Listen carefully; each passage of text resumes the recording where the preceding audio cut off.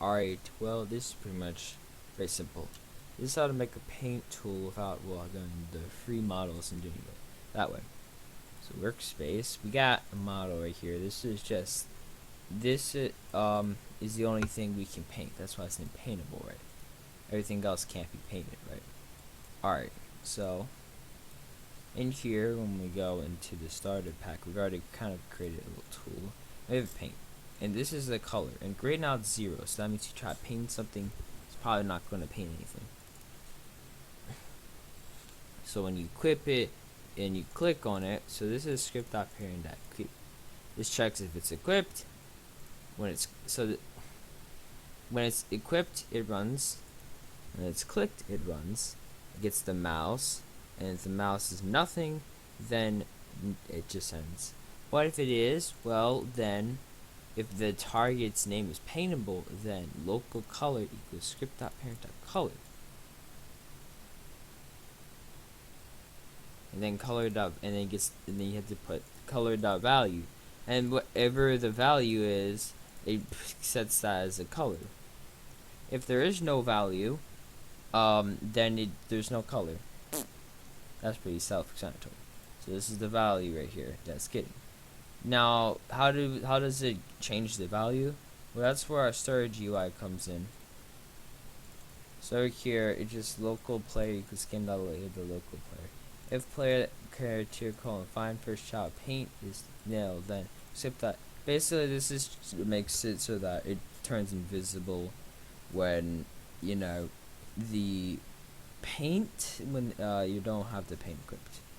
Over here, and basically for every single one, we get the local player, and when it clicks on the button, it finds the player's character's paint, and then it sets that player's character's paint value color to blue 1. And to show you that this works, just hit play real quick. And well, oh, it works. Now to hold it down, you'd have to get someone else to do it, because I just don't know how to do that. Alright, but what about this? What is this? Well, it's a D6 sided dice, and basically, what the dice script basically, if you click, it's basically the same. Check if it's equipped, it runs, and if it's clicked, it runs. It gets a random number. It gets the mouse. It gets the position of the mouse. It gets a new instance, and it gets the GUI. So it gets the Billboard GUI from in the starter GUI, and it gets text in the starter GUI.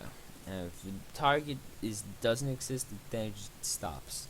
But if the cooldown equals false, and that means so you can't spam click it. It waits a second, and then it kind of just adds a bunch of. It gets the position of it so that I can put down the part, and the part gets the GUI on it, and then it gets the random number. It says out of 6, and that's what you roll the dice as. This will work but this is more for personal experience. You would have to have the tool, the handle, which this is only a handle, by the way, nothing else. You can make it whatever you want. And as for the other things, basically all the GUI you're gonna have to personalize yourself. That's kind of just made a pretty basic one. Anyway, that's how you make a paintable or paint bucket in Roblox, and as bonus a dice. Alright, see ya.